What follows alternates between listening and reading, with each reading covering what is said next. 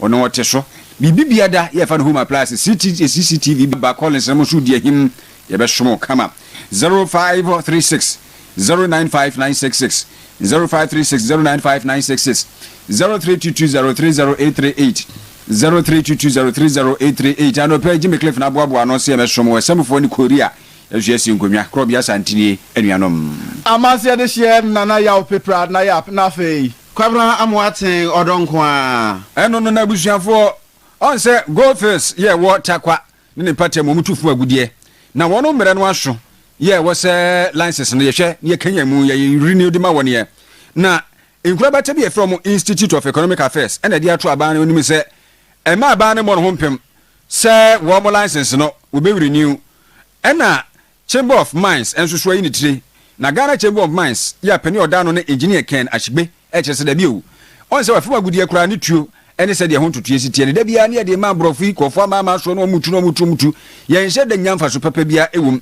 na ebeba se Go First Ghana ya no omutu afu agudie e wo mayi mu a omufiri o mayi mu ankasa no siasi adwomla sise firi o nsem krakrakra ne mo kwan ya ene no soso enye yie sanse sabio omufiri o mayi mu edi kan afen susu no faso de ye o man susu nya firi won so no eye pinu a enu nti de nkofo frefre si e renew license no omo susu ene wo ya adwen a enye yenti engineer Ken Ashigbe ni semene. So there's a balance that we need to, but the only reason is the point you make. Social licenses. So they can't be let you be sitting there and then everything that happens, you go and pay the 5.1 billion and it goes to GRA, goes to the consolidated fund. But the second point you make about whether we say our local people do not. So would you say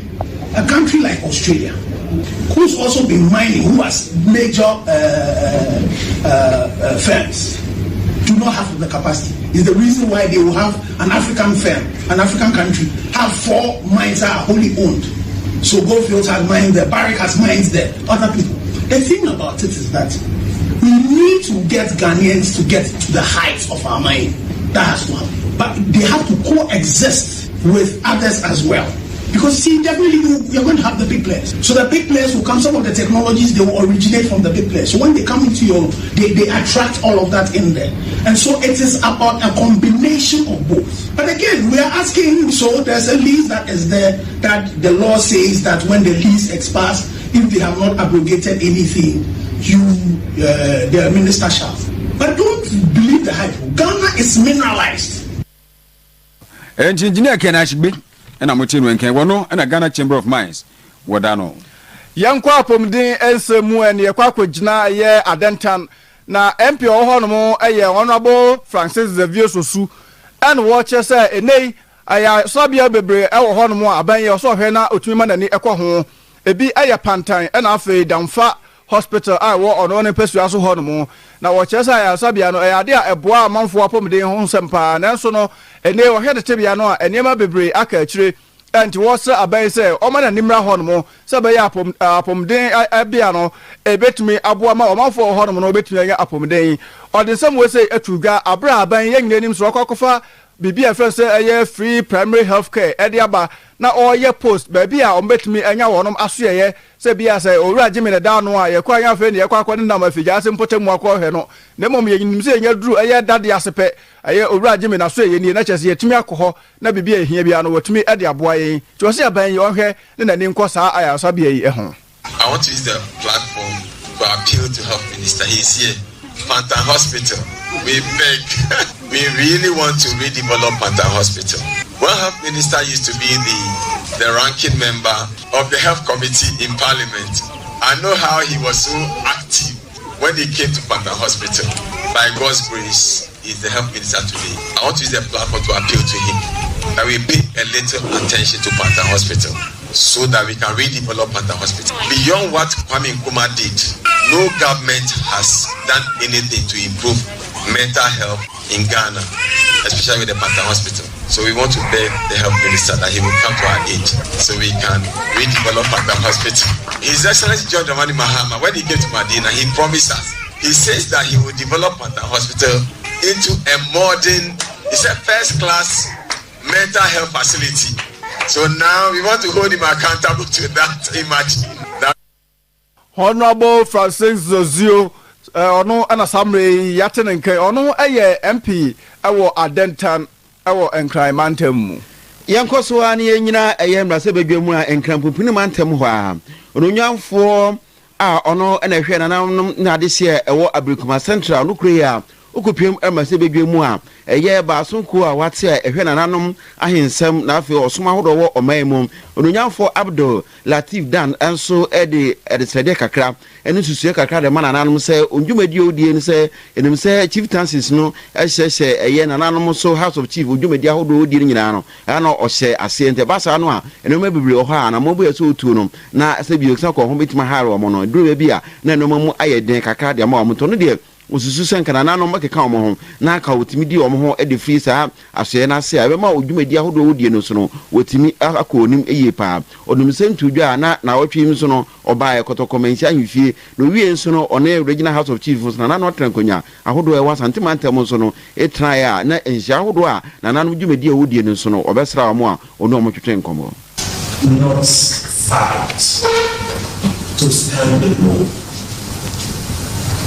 If you can engage the leadership of others, put before them, that you understand. Looking at the stories, if not alone, and you are going to operate under a ministry, it will not happen. We are here to that. If a bill is put before Parliament, we will propagate that to make sure it starts the bill. So my advice here is fight it out. It is something mandatory. It is your right. The Constitution has given you that power to stand. So engage leadership of others.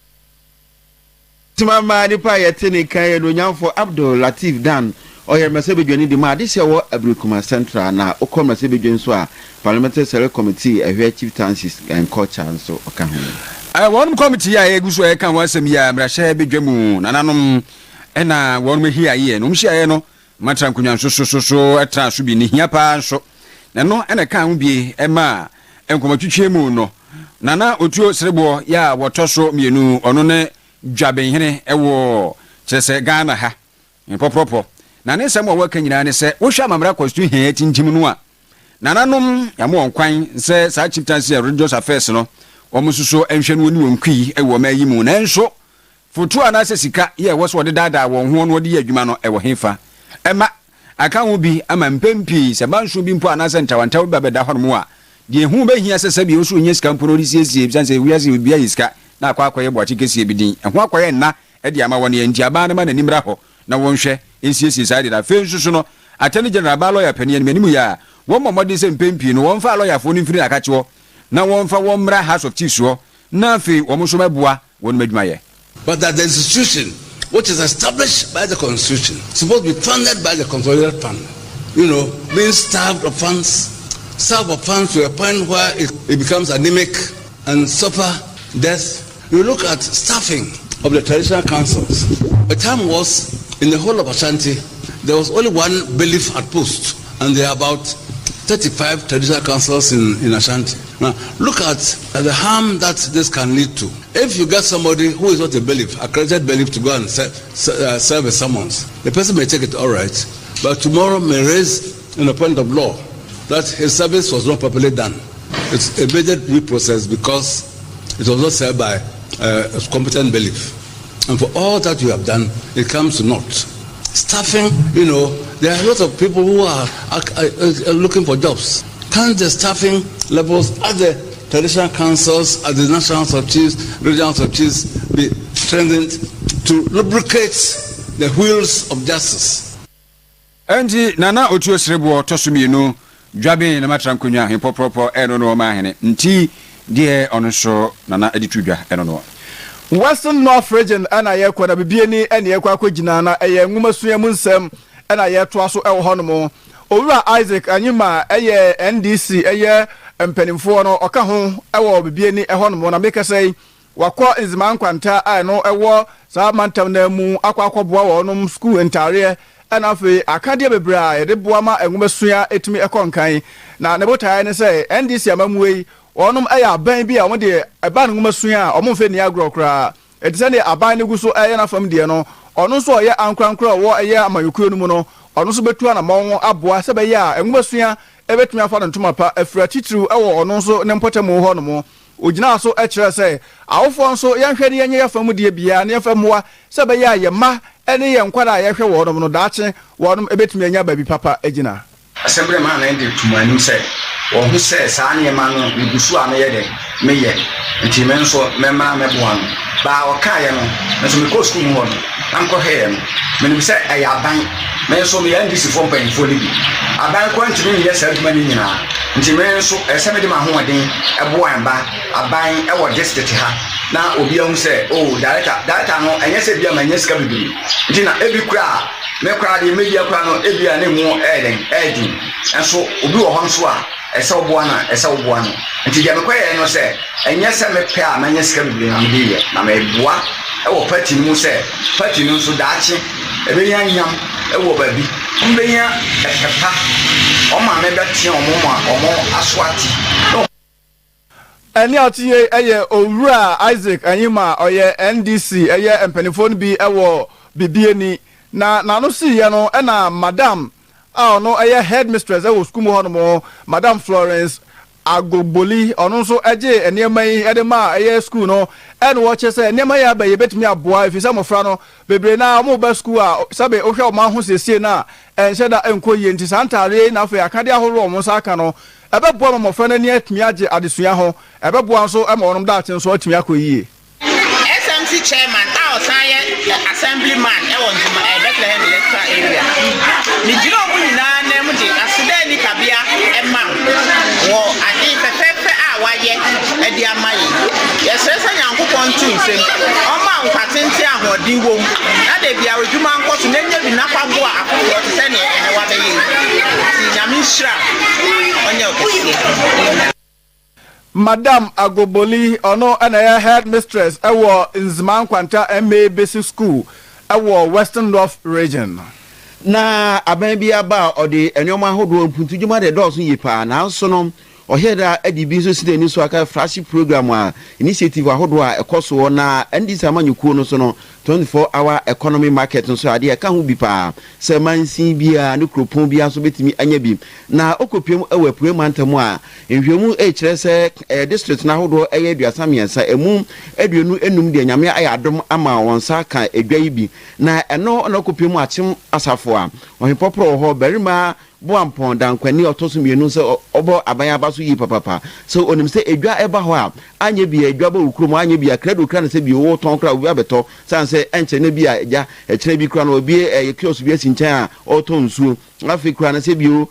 kontomiri kra na okodwom no de ba onye ba bi de egu a ye beto e ba sa hanu ma e ba masika ni enwuma hodo etimi akoso yi papa na na de nsem tudwa na contractor oba behwe ma achima safon so ode wanya no ye site a ode asobo fom na adwumadi na hase no okokyere no okokyere wie no na eto aso de nsem tudwa ebe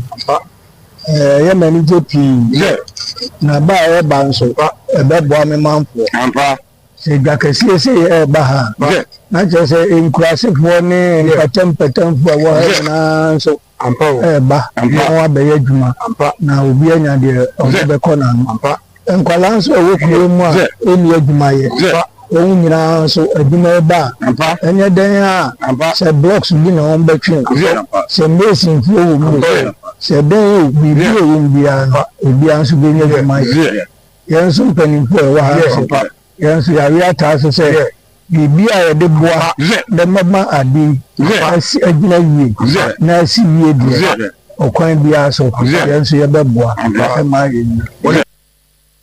Belema boampon dankwani otoso mienu yo hipopro de ma adehye wo achim asafo na nanu siye na bankra chipenin e de ma eye achim abuakwa sub municipal enso eye na adu sapon ado ekins so egina abananam e kire se dwumadie no ense da ho se common fund bia bebia no oham chichemu aduonu enum 25% e bebia anti first quarter ba o mechem second third intinu se enkwa wiye no na 25% kakra oboabo ano no o gidi se dwumadie no betimi akwa wiye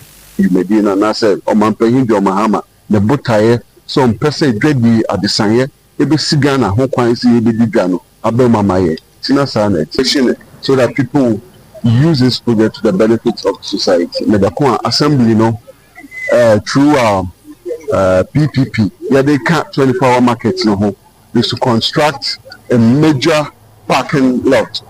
It will be for trucks alone. Mosha anajo mensimu Bunsu Junction, Apita Junction, mutumi park if you Apita Junction I told that Bisia Koko anasa asafo. Na koso accidents near there. Ya the wie ya decide media na kan we ho ha. Ye wia ka bia ni ho a trailer. Ewo ho kwan say fi Bunsu Junction. E be say Apita Junction obegina. Adisa ha na obetumi aye den. Ejina. Okwa manone a yetu kwa manone a yehu. Una mo highways so a yewo baby a yeyi say long tracks between aye apake ni nyina is to avoid accidents ne niema dey esisi basa internet sana dimedi election madam asibu. Yes, so yada was nana adu sapon ado ekins abanka chipeni de ma this year ebua kwa south municipal kama mpani anya ne baby akro Jerry John Rollins and group of fanekra ensi nim se NDC amayuko de udim titima pa namno so ene kuye ba ye kofa adwumfo fo nyina ba kwane ofa so na fa bantumu sede ye wose prani kankan koso Ghana hanti wode Ghana bisi kwantimpo mu a ene mapienu akoso abakosam ye ni eduro no adwumfo fo no NDC amayuko fa ni agro ene ye hyeda hye ho fa nipa twehia na fa wode akakai ne ma bi aba besene kro na ni nyina da no egina akontabu emudie ena fa ahwehyeso papa ene Ghana sede ni betumi akoye ni mu efa sabio sede atentrene nso ebetumi afa na ntuma apade afranti edu osa no adi kai sane ma nyina ene kwampa aja Jerry John Rollins sa time no fa so na ebinim hu se amfa kwampa so na yade chekere Ghana no na de NDC amayiku no onoma ye ne se yankropo ya adomo a afia ye wom ya dwumbusumi ye ba be wuramu ne de to so aduonu mienu no wonoma headquarters o mata ye kese ye won kan dabraka ho no womo ede headquarters no to Yura John Rollins na mo di din ato se Jerry John Rollins wonom headquarters ataya eno ne NDC fo afeso o mesi nka ye dumbi ede asi wono mu a se da kro no a ena wo beyi ntuma no wo hono bepa wo ntuma nti obo se Yura Jerry John Rollins nka ye dumbi na si ho na nkofo akwa bi fifi abi kote yo ne twetwefo panima NDC amaku nsem on June 27th, which actually will be the 79th birthday anniversary of the founder of the NBC, the champion jockey, His Excellency Jerry John Rollins. That day will be commemorated as the Founders Day. And the Jerry John Rollins Foundation, led by Ya Asantewa Jima Rollins, the second daughter of our founder, who is the executive director, have been in conversation with the party. So we're going to have a collaboration with the Rollins Foundation on that day. So part of the day we will observe at the party headquarters here, and the plan is to have an unveiling of the bust of the founder in recognition of his immense contribution to the establishment and growth, not just of this party, but also of the enduring legacy that he actually left for our country. And then later part of the day, there will be a lecture. And Vivi Quatin, I'm waiting when Kano Church for Penny Mandis, I could say, one of my quarters at Taihono Adabraka, or de to Yura Jerry John Rollins, now feeling Kaye Dumso, my own Yamia Dumoa, Usumi and I said Busumi Kudamujuno, one more upper home to Mama Ghana for whom said the Nkaiduno show is yet 100.7 FM where repass answer promise 102.7 on Repart TV and Promise TV. I can't say no partner in Sandia yet Russell. Yes, I actually asked about a woman swim and make us say, a year at Chumba, Kwahoma district, and a Kwakujina, a brasso, and a year corner. Make us say, my Rahine, I was Suyan Domasia, I know I was Suyan West, the Dean at the Nanatra Boate, or Sanso, a year old student, I wore a brasso Methodist JHS, and or a futio at the man in Yamun Kuma, Samre, or Monso, a war school, says Samre, or Hormore, so who said, our dear friends are this year. ɛno na ɔbɛmu w'ani akɔsoɔ ɛfiri sɛ ɛno ɛna bɛboa ma wo daakye atumi akɔ yie ɔsɛ wɔnom mmerɛ na wɔnom ɛwɔ skul mu hɔ anaasɛ ɔmu firi hɔnom 95 no na ɔnum sɛ skul deɛ ɛno asɛ aduru hɔ yɛkɔ bi ne yɛba abɛsena kɔ yɛ baabi nanso na ɔwie skul no ɔhu sɛ sɛ na yɛ ade kɛseɛ paa yɛtumi aboa ɛma yɛn nso yɛdaakye atumi akɔ yie meka sɛ ɔsɛ ɔnom mu bebree atumi adidi dibea ahorow akɛseɛ a meka sɛ ɔno kora mpo no ɔyɛ ma werɛhene enti ɔde afutuo ɛde ma ne nuanom nkumaa a saa mmere wɔnom nso afei na ɔmo wɔ skul mu a wɔn ba sɛ ɔmo ma ɔmo ani nkɔ ɔmo ade sua ho na afei ɔmo nso yɛ old student no kakra mbɛtumi anya bia no ɔmo fɛ mɛboa ɛyɛ abura so Methodist JHS no ɔde nsɛm wɔ sɛ tuga abra na wɔnom egya wɔnom enuanom nkumaa a wɔ skul mu hɔnom a ɔmo kɔkyerɛ BC no ɔmo gya wɔnom ɛkwan kane no firi bɛyɛ 87 na ba no deɛ na yɛnim sɛ skul no deɛ nkɛ kɔ bi kɛkɛ ɛna yɛnse kɔ bi by skul yɛ mu ne yɛfaeɛ ɔhwɛ a yɛ mu bi akɔdi aban mu ebi yɛ nursefoɔ aburokyire ebi yɛ asogyafoɔ ebi yɛ policefoɔ mpanyinfoɔ ebi yɛ fire servicefoɔ yɛn mu bi nso yɛ nya akɔnya akɔtena akonnwa so a yɛ nso so yɛda ɔman ano na yɛ skul yɛ mu ne yɛfa yɛn tete yɛ pa ɔmo de yɛfɛ mu ɛna ama yɛ tu pɛpɛ so si mmɛsrɛ ne nuanom a ɔmo nso awia a ɔmo nkɔ fie ɛnso ha ɔmo no baabi a aha koraa na madam kan ɔsɛ just the beginning ɔsɛ no mahyɛ ase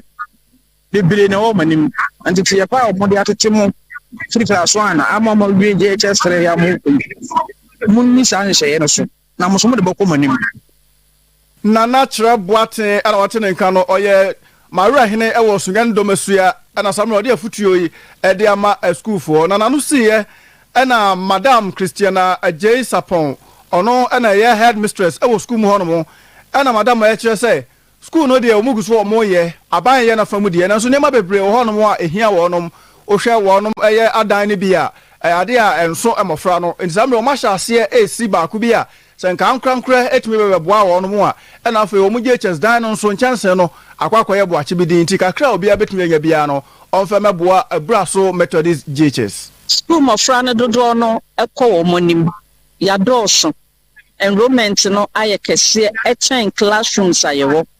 ɛno nti awofoɔ mmoa akyerɛkyerɛfoɔ mmoa yɛtumi astate 2-unit classroom block na saa dwumadie yi mmienu ɛbɛboa yɛn ama yɛde asrɛsrɛ adɔmfoɔ na yɛnya sika ɛde atoa dwumadie no so ankora bi a ɛtie me awie yi sɛ yɛ cement baako ɛyɛ iron rod baako ɛyɛ block baako yɛ obiara nsa bɛsoso biara no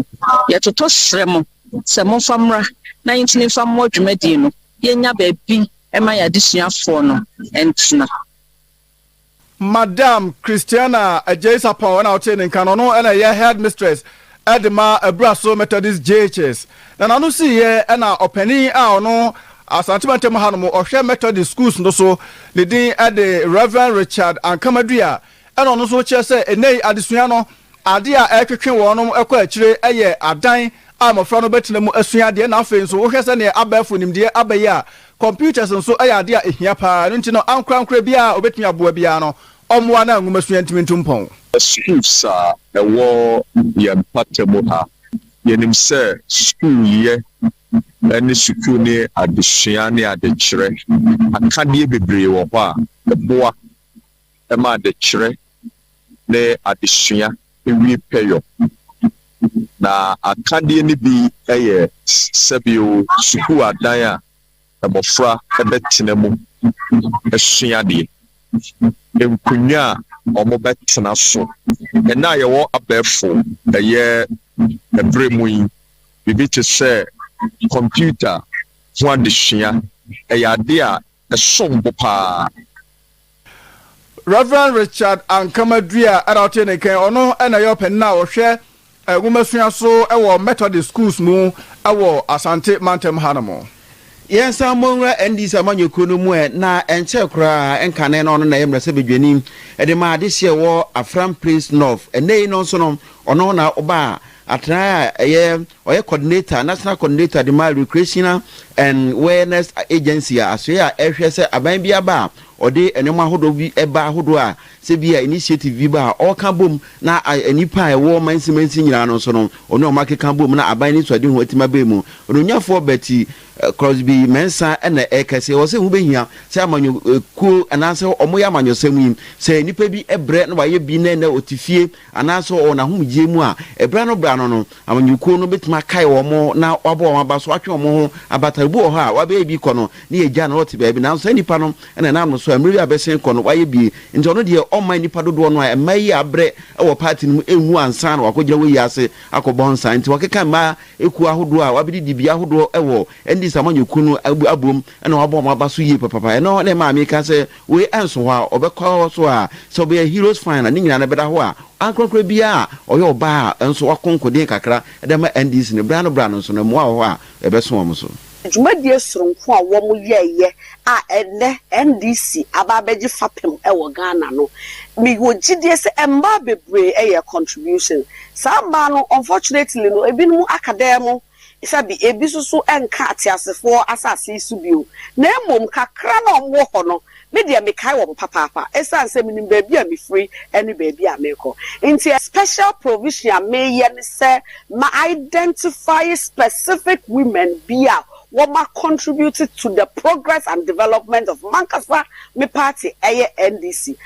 me support wom with enyama kakra se ne be ya wo benyi enije sonko awo makomom ene wo mabrabo mu say part na omudu wo mahoden no omu nkwa eto ho ma no part ni remfi omu ye part ni gusu dom na party ni ere emfi omo orunyafo beti mensa na yetenika na eno achi ne ma nso a se bio de eyenu abai eye no bi so omo so no omase dani ebi hu say this is somebody wonen na namona you will not regret it. You could buy election with Jirapa.